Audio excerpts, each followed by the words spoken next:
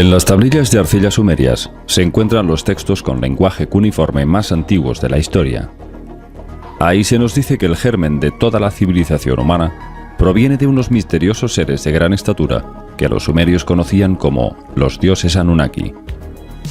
El término Anunnaki ha sido traducido por diversos lingüistas como aquellos que del cielo a la tierra descendieron, pero existen autores como el francés Anton Parks que han descubierto vestigios de una lengua madre anterior al sumerio original. Supuestamente, esta sería conocida como el Emesá, un lenguaje que permitiría una fragmentación mucho más rigurosa del silabario sumerio convencional. Aplicando esta fórmula, Anunnaki se podría traducir como aquellos que son descendientes de An. An es el nombre del dios más relevante de todo el panteón sumerio, el que estaría por encima de todo el organigrama de poder de las 23 deidades que se veneraban. An significa cielo, era el dios de las constelaciones, el rey de los dioses, la máxima autoridad celestial. Según Anton Parks, el nombre original de estos dioses no era Anunnaki, sino Anunna, descendientes de An, porque según él, este ser los habría creado genéticamente a través de unas matrices artificiales basadas en un complejo proceso de clonación de células. Con lo cual, si al término Anunna añadimos Ki, se traduciría como los descendientes de An en la Tierra. Sin embargo, no bajo un concepto de Tierra como planeta. Hasta ahora el término sumerio Ki se traducía como Tierra, pero Parks argumenta que Ki se refiere a la tercera dimensión dentro del plano material de la Tierra, ya que como planeta Tierra, el término adecuado sería Uras. Con lo cual, Anunnaki se traduciría como los descendientes de An en la tercera dimensión de la Tierra. Entonces, si los Anunnaki fueron creados por An, ¿quién era y a qué raza diferenciada de los Anunnaki pertenecía?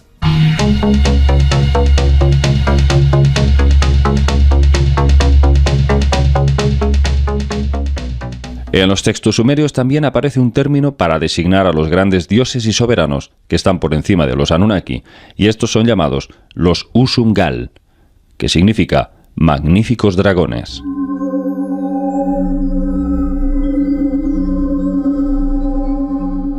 An sería un Usungal, más conocido como el séptimo de los Usungal, miembro del Consejo de los Siete, que en los textos sumerios es citado como el Consejo Supremo de los Anunnaki.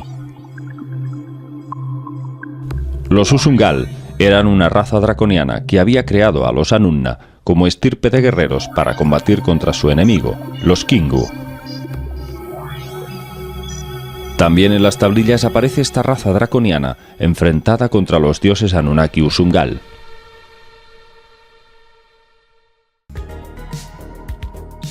El término Kingu se traduce como los gobernantes sobre las regiones, y según Anton Parks, se trata de la raza draconiana original, la más pura de esta estirpe, la que procedería de un linaje real y sería originaria de la constelación de Draco. Ahí, los Kingu habrían creado a los Usungal, pero estos últimos se habrían rebelado contra sus propios creadores.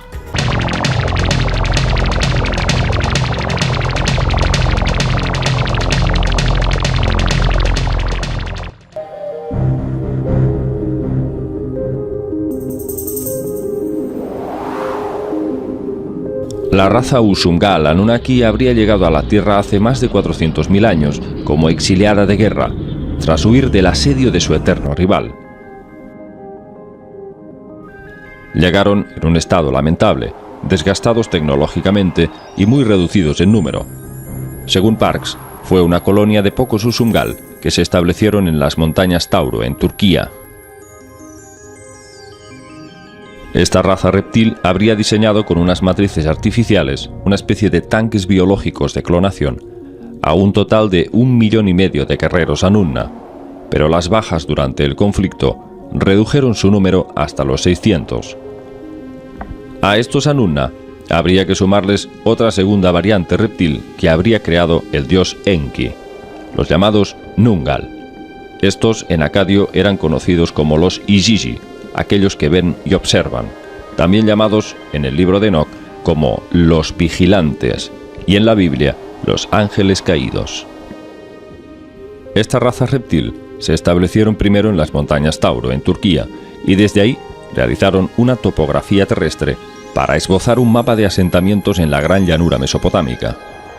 Lo primero que hicieron fue sembrar grandes extensiones de terreno fértil con cultivos de trigo y cebada, que era la base de su dieta, pero les surgió un problema. El curso de los ríos Tigris y Éufrates no abarcaba el área de demarcación para los cultivos ni para los asentamientos de ciudades que preveían levantar. Así que decidieron desviar el curso de ambos ríos de forma artificial, y para ese fin requerían de mucha mano de obra, un tiempo y un esfuerzo que aquellos orgullosos y perezosos seres no estaban dispuestos a prestar para ese fin.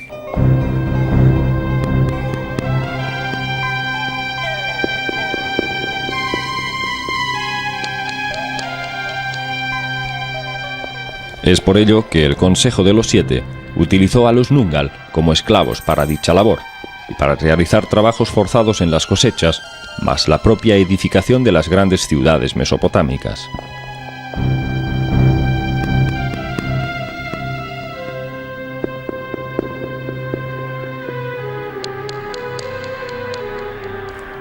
Después de 40 años de esclavitud, estalló una revuelta y estos Nungal se negaron a seguir con su trabajo. Para liberarlos de esta esclavitud, el dios Enki se ve obligado y presionado por el Consejo para crear genéticamente una nueva especie, el Homo sapiens. De este modo, el hombre inicialmente le sirve para aligerar la carga de los dioses, pero con el tiempo pasa a convertirse en un rehén de sus macabros planes de dominación para hacerse con el control del planeta. Algo así como un peón o pieza de ajedrez en un juego cósmico dirigido por dos razas enfrentadas, los Kingo y los Usungal, ambas luchando para hacerse con el control planetario.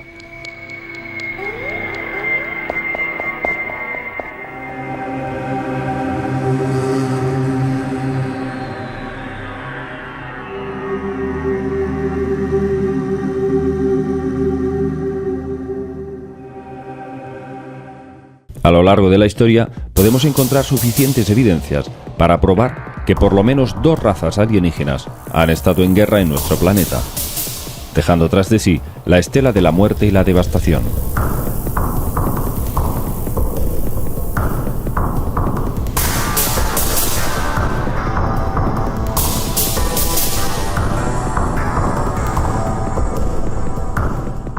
En el año 249 después de Cristo, en Palmira, Siria, dos enormes esferas muy brillantes aparecieron inesperadamente sobre los habitantes de dicha ciudad y empezaron a perseguirse, a esquivarse mutuamente, y mientras todo el mundo presenciaba la espectacular batalla, las esferas empezaron a lanzarse rayos y descargas de energía.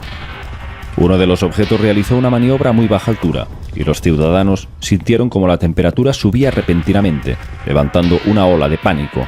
Finalmente, una de las esferas debió de ser alcanzada por un rayo y debió estallar, pues se dejó escrito que se volvió de humo.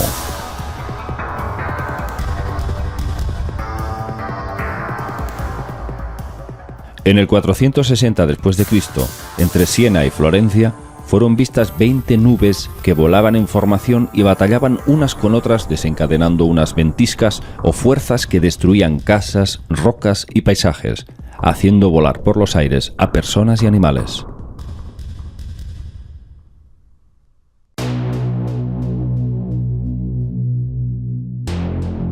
El 14 de abril de 1561 acontece una espectacular aparición ovni en la ciudad de Nuremberg, Alemania, que incluso el artista Hans Gleiser ilustró el fenómeno en un grabado de madera. El suceso tuvo lugar por la mañana, cuando innumerables objetos cilíndricos invadieron los cielos y de los que surgieron bolas y esferas multicolores que cubrían toda la ciudad. Los objetos parecían librar batalla entre ellos, y algunos incluso se estrellaron contra el suelo, levantando una gran polvareda y humo.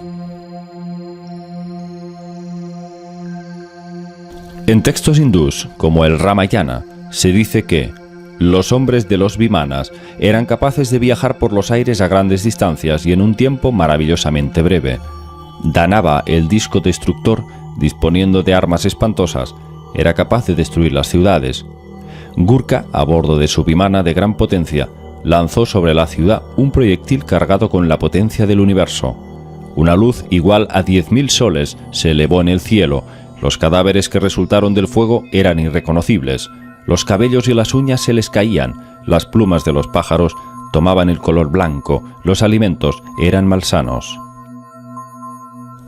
También en los textos del Mahabhira Charita leemos: era un arma desconocida, un trueno de hierro, un gigantesco mensajero de la muerte, que redujo a cenizas a la totalidad de la raza enemiga. El sol pareció temblar y el universo se cubrió de calor. Las aguas hirvieron, los animales comenzaron a perecer y los guerreros hostiles cayeron derribados como briznas. Grandes proporciones de vegetación quedaron desiertos y hasta el metal de las carrozas se fundió ante esta arma. Pero no todo son descripciones escritas o tradiciones orales. También existen hallazgos, claros vestigios, que confirman que en el pasado remoto se produjeron realmente estas terribles deflagraciones termonucleares.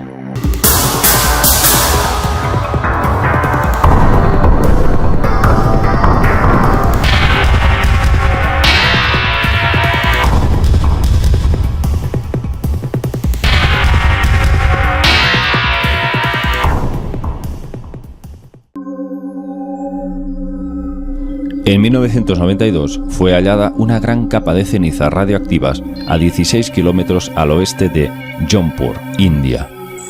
La zona afectada ocupaba un radio de unos 8 kilómetros cuadrados. Ahí se encontraba una ciudad que fue poblada por unas 500.000 personas, y se supone que todas ellas perecieron hace más de 8.000 años debido a esa devastación. Se trata de un área radioactiva con unos niveles de contaminación que incluso hoy se toman medidas por parte del gobierno hindú acordonando la zona, puesto que existe un alto índice de nacimientos con malformaciones derivadas de la radiación. Los expertos estiman que la explosión que arrasó esta ciudad alcanzó una magnitud parecida a la bomba de Hiroshima. Pero más allá de estas evidencias, ¿cómo podemos identificar a los autores de estas batallas? En una retrospectiva de la simbología de estas razas reptilianas, nos encontramos con que la raza de los Kingu venía representada con el símbolo del águila, y los Usungal por la serpiente. Águilas y serpientes aparecen reflejadas en varias culturas, pero quizás la más destacable sea el mito de Etanna, escrito en varias versiones babilónicas, asirias y neoasirias. Se trata de un relato metafórico contado como un cuento que nos habla de cómo la serpiente entabla amistad con el águila. Cada vez que una de ellas captura una presa, comparten su carne y alimentan así a sus crías, hasta que el águila decide traicionar a la serpiente. Este es un extracto literal del mito de Etanna. Al atardecer, al declinar el día, la serpiente vino, traía su carga de carne y la soltó a la entrada de su nido. Cuando la serpiente miró a su alrededor, su nido no estaba ahí. Cuando se agachó, no vio a sus crías. La serpiente se abatió y lloró. Sus lágrimas fluyeron ante Shamash y le dijo: «Pongo mi fe en ti, valeroso Shamash. Yo presenté buena voluntad al águila. Temí tu juramento y lo cumplí. No tramé mal contra mi camarada. Sin embargo, su nido está intacto y el mío está destruido. El nido de la serpiente se ha convertido en lugar de lamentaciones. Sanas y salvas están sus crías. Mis crías están destrozadas. El águila bajó y devoró mi prole».